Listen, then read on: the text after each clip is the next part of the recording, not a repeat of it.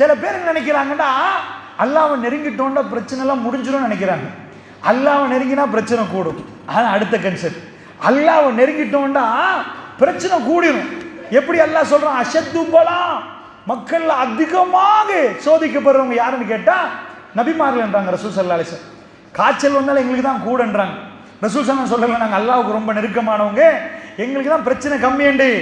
உங்களுக்கு ஒரு 7 புள்ள, நீங்க மௌத்தாக முன்னாடி ஒவ்வொரு புள்ளையா ஒவ்வொரு காலத்துல மௌத்தாகிற நேரம் கபூர்ல போய் அடக்கிட்டு நீங்க வந்து உங்க கல்வி வெறுமையாயிரும். என்ன வாழ்க்கை இது, சிரிக்கவும் இயலாம போயிரும். ரசூலுல்லாஹ் 6 பிள்ளைகளை அடக்கினார்கள். வாழ்க்கையில் அவர்களுக்கு வராத பிரச்சனை நீங்க எனக்கு சொல்லுங்க பார்ப்போம். என்ன பிரச்சனை? மான மரியாதையோடு நின்றவர் ஒத்த உடுப்போட ஊரை விட்டு கெட் அவுட் வெளியேற்றப்பட்டார். வெளியே போண்டார்கள். கொலை செய்வதற்காக வேண்டி திட்டம் திட்டி 10,000 பேர் வரைக்கும் படை திரட்டினார்கள். அவருடைய தலை வேணும் என்றார்கள். இவ்வளவு பெரிய எதிர்ப்போடு இருந்தாங்க. உங்களை வெளியே சுத்தி வெளியே போனா வெட்டுவோன்னு நின்றா நீங்க வீட்டுக்குள்ள இருக்கிற நேரத்தில் பிரஷர் ஏறிடும். வெளியில எவனாவது கண்டா பெரும்பாலான மக்கத்து குறைஷிகள் 4,000 பேர், மற்ற அரபுகள் 6,000 பேர் சரியா மதீனாவை ரவுண்ட் அப் பண்ணி மதீனாக்குள்ள புகுந்து அவரை வெட்டி எடுத்துட்டு போவாங்க. எங்களுக்கு உங்களோட பிரச்சனை இல்லை, உங்க தோட்டம் தூரங்களை பறிக்க வரல, முஹம்மது ரசூல் ஸல்லல்லாஹு அலைஹி வஸல்லம் வந்தாரு உங்க ஊருக்குள்ள, அவர் தான் வேணும். அவரை போய் உன் தலையை வெட்டிட்டு போவோம் இல்ல உயிரோட பிடிச்சிட்டு போவோம்னு கேட்டாங்க. அப்ப ரோட்ல இறங்கி நான் கொல்லுவோன்னு ஒருத்தன் கண்ணை வச்சுட்டு இருந்தா நிம்மதியை இருக்கலுமா? பிரச்சனை அந்த மாதிரி இருக்கும். அப்ப நைட்டுக்கு தூக்கம் போவோமா? வீட்டில் உள்ள மனைவி மக்கள் நிம்மதி இருப்பாங்களா? உங்களை சாகடிச்சிடுவாங்கண்டா. பெருமானருக்கு அந்த பிரச்சனை. மானத்தை வாங்கினார்கள், மரியாதையை தூக்கி மிதித்தார்கள், பணத்தை அபகரித்தார்கள்.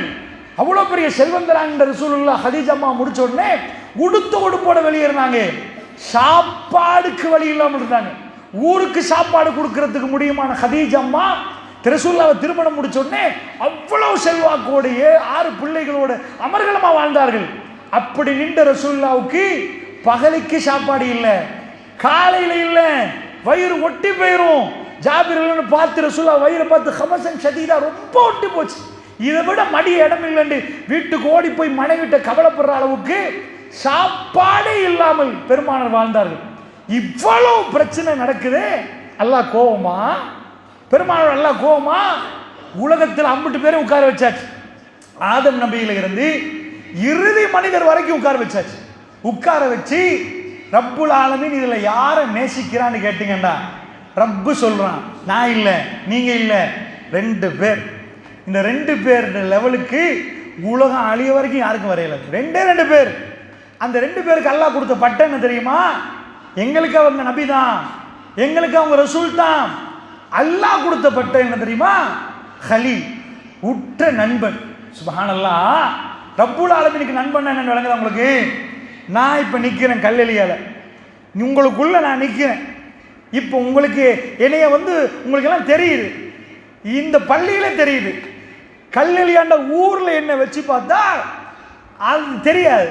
அவ்வளவு பெரிய ஊர்ல நான் ஒரு ஆளுன்னா ஒரு அளவானால் சரிப்பா. கல்லெலியை விட்டுட்டு கம்பா மாவட்டத்தில் என்ன பார்த்தீங்கன்னா தெரியவே தெரியாது. எத்தனையோ பேர் நிக்க இந்த மாவட்டத்துக்கே தெரியாட்டி இலங்கை என்ற நாட்டில் இவ்வளவு மக்கள் நான் யாருன்னு கேட்டீங்கன்னா ஒரு சின்ன ஆள். இவ்வளவு பிரம்மாண்டமான மக்கள் ஜனத்தொகை 2,10,00,000 மேல உள்ள மக்கள்ல நான் என்று ஒரு ஆளை குறிப்பிட்டு காட்டலாமா? மெப்ல மார்க் பண்ணலாமா? மார்க் பண்ண இயலாது. சரிப்பா, இலங்கையில என்ன ஒப்பிட்டா ஒட்டுமொத்த உலகத்துல இலங்கையை வச்சு பார்த்தா அது கண்ணுக்கே தெரியாத அளவு சின்னன்றான். எங்களுக்கு எங்க நாடு பெருசா இருந்தாலும் உலகத்துக்கு இது ஒரு நாடே இல்லை என்று சொல்ற அளவுக்கு ரொம்ப சின்னது. அதுல உள்ள நான் என்ன சைஸ்ல இருப்பேன்?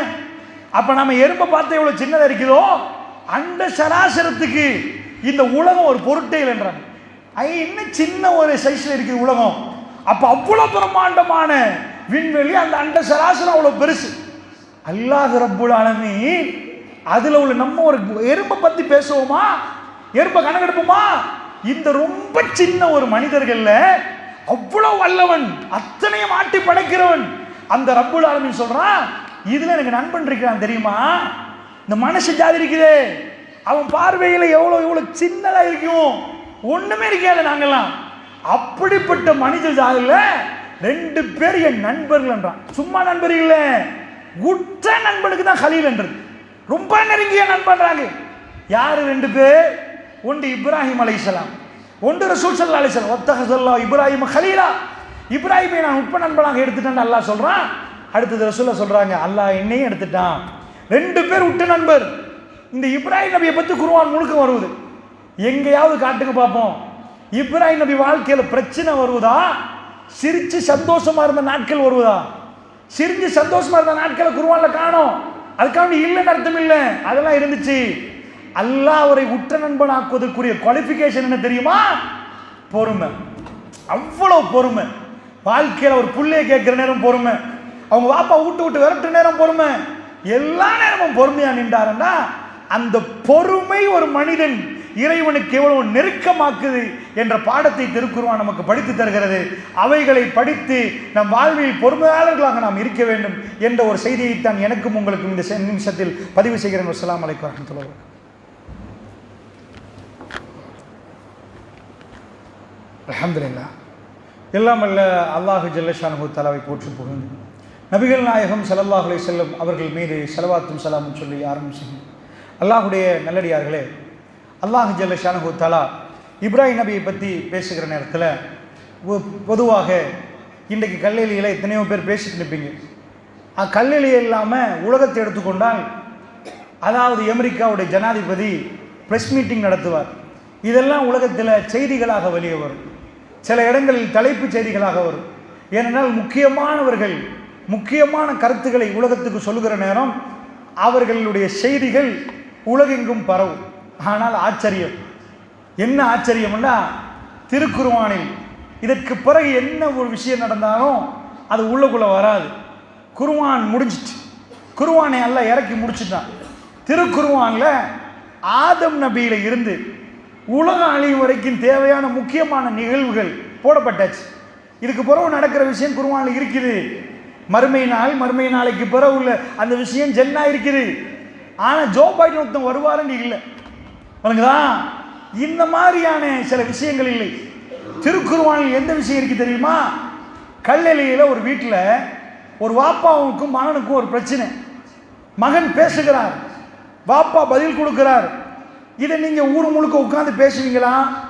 பாப்பாவும் மகனுக்குள்ளத, அல்லது இன்றைக்கி மீடியாவில் எடுத்து அதை தலைப்பு செய்தியை போட்டுருவாங்களா? நியூஸில் பாப்பாவுக்கு மகனுக்கு தகராறு, 2 பேரும் வாக்குவாதம் பண்ணினாங்க, கொண்டாங்கன்னா வேற விஷயம், கொலை வேற, வாக்குவாதம் பண்ணினாங்கன்னு வருமா? திருக்குர்ஆனுக்குள் ஒரு மனிதனுடைய பேர் இலகுவில் நுழைய இயலாது.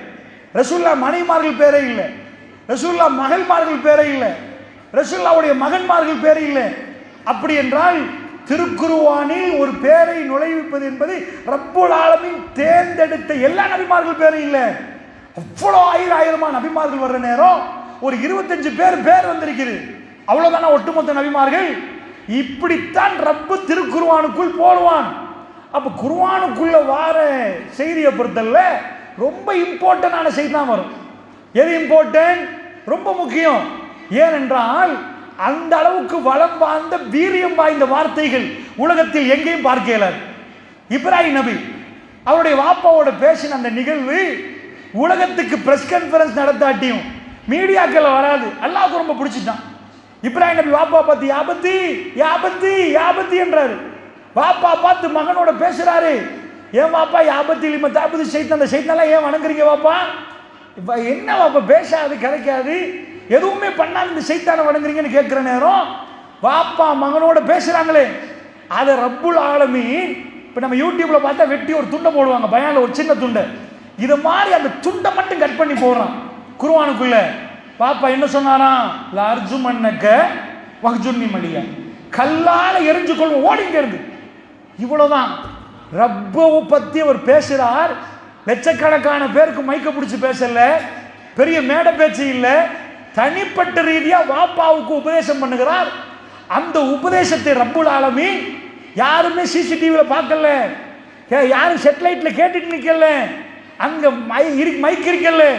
ரப்பு அதை கொண்டாந்து குர்ஆன்ல இன்சர்ட் பண்ணினா ரப்புல் ஆலமீன் எதை இன்சர்ட் பண்ணான்னு வழங்குதா? இப்ப அமெரிக்காவில் உள்ளவன் ஓதணுமா, பிரான்ஸ்ல ஓதுனான், ஜெர்மன்ல ஓதுனான், அவன் மொழி வேற. அரபி மொழியில உலகம் எங்கும் எங்க இல்லைன்றீங்க? ஆப்பிரிக்கா கண்டத்தில் இல்லையா குர்ஆன்? ஐரோப்பால இல்லையா குர்ஆன்? அமெரிக்கால இல்லையா குர்ஆன்? இலங்கையில் இல்லையா குர்ஆன்? இந்தியா, பாகிஸ்தான் 1400 வருஷமா அந்த அந்த பேசினதை, இப்ராஹிம் நபியும் வாப்பாவும் பேசிக்கொண்டதை, வாப்பா இப்ராஹிம் நபிக்கு திட்டினதை, அவர் அந்த நேரம் பொறுமையா நடந்ததை, அவர் எவ்வளவு பொறுமையா என்று காட்டுவதற்கு அல்லாஹ் பதிவு செஞ்சான். இதை அழிக்கணும்னு நினைக்கிறீங்களா? கூகுள்ல இருந்து இரேஸ் பண்ணுங்க. உள்ள முஸ்லிம்லாம் கொண்டாலும் குர்ஆன் அழியாது. அது அண்டையிலிருந்து இன்றைக்கு வரைக்கும் பாதுகாக்கப்பட்டிருக்குது. அது எங்கேயும் ஓதுவார்கள், சைனாவிலும் ஓதுவார்கள், ஜப்பானிலும் ஓதுவார்கள். மொழி வித்தியாசம் இல்லாமல் அவர்களுக்கு அந்த மகரஜ் ஒழுங்கா வராட்டியும் ரமலான் எடுத்துக்கொண்ட குர்ஆன் எல்லா இடத்திலையும் ஓதப்படுகிறது. இதை ரப்புல் ஆலமீன் கொண்டு வந்து போறான்டா. இதுல என்ன இப்ராஹிம் நபி ஏதாவது மைக்க கண்டுபிடிச்சாரா? இல்ல வியாபார உத்திகளை சொல்லி தந்தாரா? லஞ்சம் கொடுத்து எப்படி வியாபாரம் பண்ணு சொன்னாரா? எப்படி ஆளை ஏமாத்துன்னு சொன்னாரா? அல்லது மொபைல் டெக்னாலஜி இதாண்டாரா? விண்வெளிக்கு போறதுக்கு இப்படிதான் கண்டுபிடிக்கின்றாரா? ரப்புல் இஸ்ஸத் அதெல்லாம் லேசன்றான். அதுக்கெல்லாம் உங்களுக்கு பைனை தந்துட்டோம்பா, அதெல்லாம் பெரிய மேட்டர் இல்லை. உங்களுக்குள்ள இன்சர்ட் பண்ணிருக்குது. முயற்சி எடுத்தீங்கன்னா கண்டுபிடிக்கலாம். உங்களுக்கு எது கஷ்டம் தெரியுமா? கோபம் வர்ற நேரம் பொறுத்து நிற்கிறது, ஆசைப்படுற நேரம் பொறுமையாக நின்று ஆசைக்காக ஆசையை தள்ளிட்டு பொறுத்து கொண்டு இருந்து இறைவனுடைய உதவி வரும் வரைக்கும் பொறுத்து நிற்கிறது. இதுதான் கஷ்டம். இது கஷ்டம் என்பதுக்கு நான் ஒரே ஒரு உதாரணத்தை மட்டும் சொல்லி முடிக்கலாம் நினைக்கிறேன். என்ன கஷ்டம் அப்படின்னு நினைச்சீங்கன்னா, அமெரிக்கா எடுத்துக்கோங்க. எல்லாம் பணத்தை நிறைய கொடுத்துட்டான், நிறைய செல்வங்களை எல்லாம் அள்ளி வீசியிருக்கிறான். ஆனால் அவர்களுக்கு என்ன கஷ்டம் தெரியுமா? தன் காம உணர்வை அடக்க கஷ்டம். அவங்க படிக்காதவங்களாம். நம்ம நாட்டில் எபோஷன் ஒரு நாளைக்கு 1000 வருதான் அன்றைய நியூஸில் சொன்னாங்க. அன்னளவாக கண்டுபிடித்திருக்கிறாங்க. கவர்மெண்ட் உண்மையான ஆக்சுவல் கணக்கு எடுக்க இயலாது. எபோஷன்ஸ்கள் மறைந்து நடக்கும். அது அன்னளவாக 1000 நடக்குதுண்டா. இந்த சின்ன குட்டி நாட்டுக்குள்ள ஒரு நாளைக்கு எவ்வளோ ஹராம் நடக்குதா இருக்கும், எவ்வளோ தவறு நடக்குதா இருக்கும். அதில் மீறி மீறி ஒன்று நடந்தால் எபோஷன் ஆகுமே தவிர, அதாவது அவர்கள் ரொம்ப இதாகி போய்தான் கருக்கட்டளை நடக்குமே தவிர, இந்த நாட்டுக்குள்ள இவ்வளோ நடக்குதுன்னா உலகத்தில் எவ்வளோ நடக்கும் யோசிச்சு பாருங்க. நான் என்ன கேட்கிறேன்னு தெரியுமா? திருக்குர்ஆன் ஒரு மனித குலத்தை உருவாக்கு. என்ன மைக்கப்படி கண்டுபிடிக்கிறது கஷ்டமானு கேட்டா, இஸ்லாம் சொல்லுது கஷ்டம்தான், மூளையை கசக்கினா வந்துடும். அது ஏழும்பா. என்ன அல்லாஹ் கொடுத்த அறிவில் தானே கண்டுபிடிக்கிறீங்க. ஆடு மாடுக்கு அந்த அறிவு கொடுக்கல. அல்லது சிங்கத்தை குட்டி ஒரு 100 வருஷத்துக்கு உட்கார வச்சு ஏர் கண்டிஷனை கண்டுபிடிக்கனா கண்டுபிடிக்காது. சிங்கத்துக்கு அந்த அறிவு இல்லை. அறிவை தந்து விட்டு அதுக்குரிய வழியையும் அமைச்சிட்டு இப்ப மறைச்சு வச்சிருக்கிறத கண்டுபிடிங்கடா, இந்த அறிவுக்கு அது முடியும். அதனால அல்லாஹ் இதுக்கு ஜன்னா தரலையா, அறிவுக்கு ஜன்னா தரலையா. அறிவு தந்தாச்சுப்பா, அதுக்கு மலக்குமார்கள் உங்களுக்கு சயரா பண்ணிட்டாங்க, உங்களுக்கு ஒரு கௌரவம் தந்தாச்சு. அறிவு நான் கிஃப்டா தந்தேன். உங்கள்கிட்ட சில பலகீனம் வச்சிருக்கிறேன். அவசரமா பேசிடுவீங்க, கடுமையா கோவப்படுவீங்க, கடுமையா வைராக்கிய குணம் படைச்சால் நீங்க மன்னிக்க மாட்டேன்டுவீங்க, அடிச்சிருவீங்க, மிதிப்பீங்க, பணம் இருந்தா எதுவும் செய்யலாம் நினைப்பீங்க, காம உணர்வு வரணும் அடக்க தெரியாமல் நிற்பீங்க, ஆசையை இப்பவே முடிச்சிடும் நினைப்பீங்க. இவைகள் எல்லாத்தையும் உங்களுக்கு எப்ப அடக்க முடியுமோ, ரப்பு சொல்வதற்காக வேண்டி நீங்க அப்படி நிற்பீங்களோ, அது லேசியே இல்லை. அது ரொம்ப கஷ்டமான ஒரு வேலை. அப்ப ரப்பு சொல்லுகிறான், நீங்க பொறுமையாளர். எல்லாம் வருகிற நேரம் அல்லான்றீங்களா? பரவாயில்லையா அல்லாஹ், இந்த கஷ்டத்தை நான் எடுத்துக்கொள்றேன், ஹராம் வேணாம் யா அல்லாஹ். நாளைக்கே கோடீஸ்வரர் ஆகலாம்பா, லஞ்சத்தை கொடுத்து வியாபாரத்தை பண்ணி முடிச்சிடனா இறைவா, அந்த லஞ்சத்தோடு உன்னை சந்திக்கிறாது யா அல்லாஹ். எல்லா தப்பையும் செய்வதற்கு எல்லா வாய்ப்பும் இருந்தும் அந்த வாய்ப்புகளை எல்லாம் பூட்டிட்டு வேணா யா அல்லாஹ், உன்னை சந்திக்கணும் யா அல்லாஹ்னு ஒரு மனிதன் இந்த இடத்தில் பொறுமையாக நின்றால் இதுக்கு பேர் பொறுமை. இந்த பொறுமைக்கு தான் ரப்புல் ஆலமீன் ஜன்னாவை தருவதாக சொல்கிறான். திருக்குர்ஆன் நெடுகிலும் நீங்க இந்த பொறுமையை நீங்க பார்க்கலாம். அப்ப இந்த பொறுமை பேச்சால செய்யலாமான்னு கேட்டீங்கன்னா ஏறாது. நான் பேச நீங்க கேட்டா புரியலாம். புரிவது வேற, வாழ்வியல் அதாவது வாழ்க்கையில் அதை எடுத்து நடக்கிறது வேற. எனக்கு பேசலாம், அதுக்காக நானும் பொறுமையாளன்னு சொல்ல இயலாது. உங்களுக்கு கேட்கலாம், அதுக்காக நீங்க பொறுமையாளன்னு சொல்ல இயலாது. அது வாழ்க்கையில் எடுத்து நடப்பது என்பது ரொம்ப ரொம்ப ரொம்ப ரொம்ப ஹார்ட். இந்த ஹார்டான விஷயத்தை திருக்குர்ஆனால் தான் செய்ய முடியும் என்பதை அல்லாஹ் நிரூபிக்கிறான். உலகத்தில் ஆக மோசமான ஒரு கூட்டத்தை எல்லாம் எடுக்கிறான். அவங்க தான் ஆக மோசமான. நான் எப்படி சொல்றேன், குர்ஆன்ல அல்லாஹ் சொல்றான், சஹாபாக்கள் ஆக முன்னாடி குந்தும் அலா ஷஃபா ஹுஃப்ரத்தி மினன்னார், நரகத்து விளிம்பில் நின்றீங்க. அந்த விளிம்பில் உள்ள கூட்டம், நரகத்தில் உள்ள லாஸ்ட்லண்டா யாரு? ஜன்னாவுல மேலே இருப்பாங்க, ஜன்னத்துல் ஃபிர்தௌஸ். நரகத்தில் அதல பாதாளத்தை நினைப்பேன், அவங்க தான் லாஸ்ட். இதுக்கு மேலே நரகத்தில் போட ஆள் இல்லாட்டி யார் அவங்கன்னு கேட்டால் அதான் சஹாபாக்கள் ஆக முன்னாடி இருந்தவங்க. அவங்க சஹாபாக்கள் ஆகிறதுக்கு முன்னாடி அவங்க நிலைமை எப்படி என்றால், நரகத்தில் கொண்டு போய் போட்டால் இவங்களை விட கீழே போகிறதுக்கு ஆள் இல்லையா, அவ்வளவு தப்பு பண்ணினவங்களா. குடிக்கணுமா, விபச்சாரம் பண்ணணுமா, கொலை செய்யணுமா, அடிக்கணுமா, உதைக்கணுமா, மிதிக்கணுமா, கட்டுப்பாடு இல்லாமல் இருக்கணுமா, பெருமானாரை கொலை செய்யணுமா, அவரை கண்டடத்தில் கிழிக்கணுமா, வெட்டணுமா, அவருக்காக பட திரட்டணுமா, அவ்வளவு தப்பை பண்ணினார்கள்.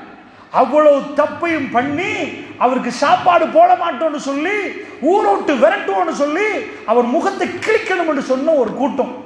பிற்காலத்தில் அவர்கள் இஸ்லாத்தை ஏற்றுக்கொள்றாங்க. இப்போ அவங்க எங்க போயிட்டாங்க தெரியுமா? உலகத்திலே சிறந்தவர்களா போயிட்டாங்க, ஜன்னாவில் உயர்ந்த அந்தஸ்துக்கு போயிட்டாங்க.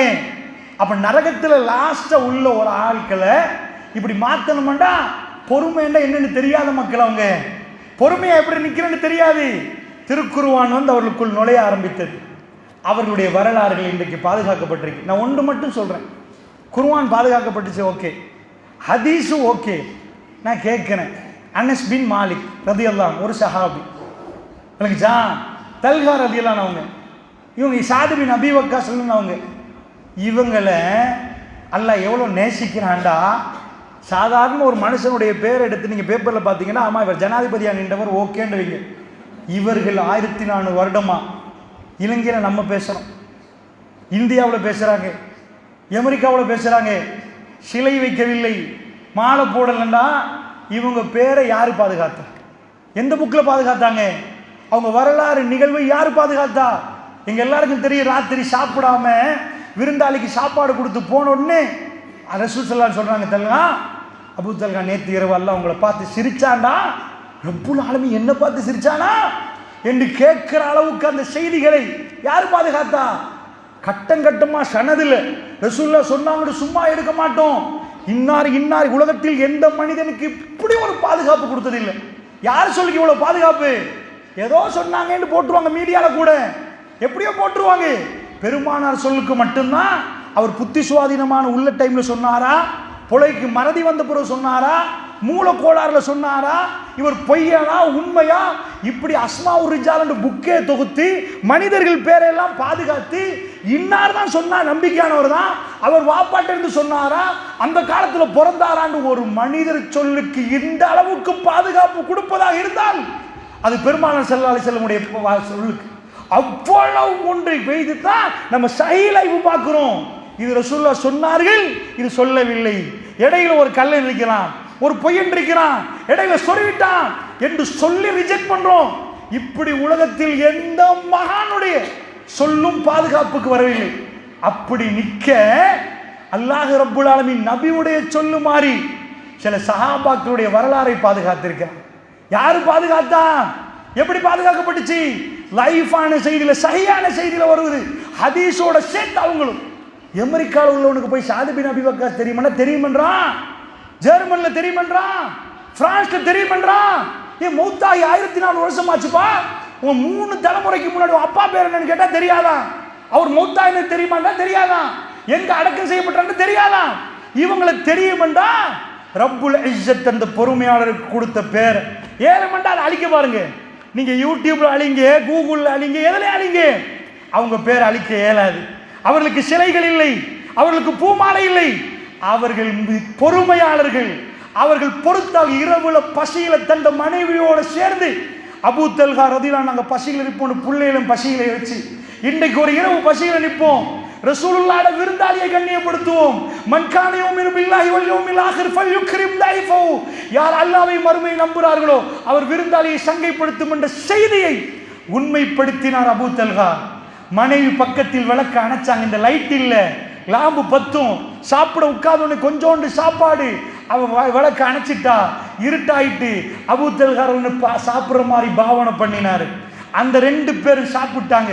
ரப்புல் இஸ்ஸத் அவன் சிரித்தான் அபூ தல்ஹாவை பார்த்து.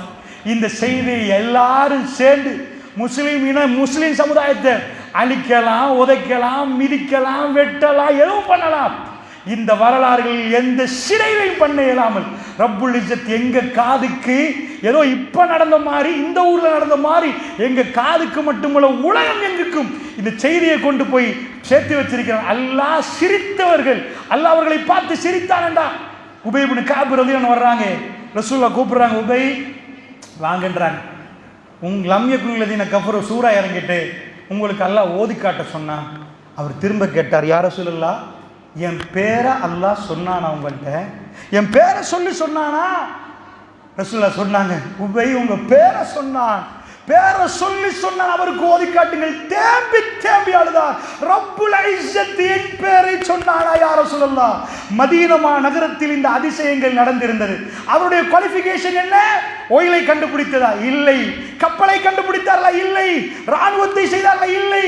ஏதாவது ஒரு ரெவல்யூஷன் செய்தார்களா? இல்லை.